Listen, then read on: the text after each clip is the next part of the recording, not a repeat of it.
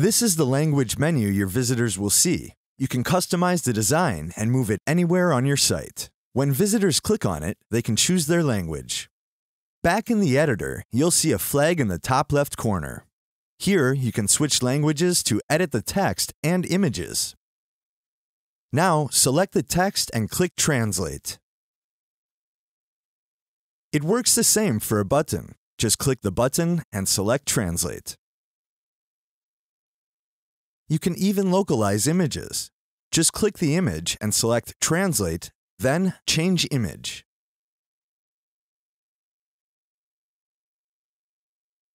To translate your menu, select Menus and Pages on the left-hand side, click the three dots icon and click Rename. Then type in your new text. If you add something new or change your design, you'll see it in all languages. Click Preview and switch languages to see how it looks. When you switch back to English, you'll see the text and images have stayed the same.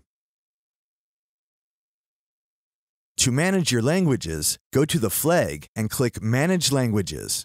Here, you can easily add a language and show it on your website. Once your language is live, head back to the editor and publish your site so visitors can see it. And that's it.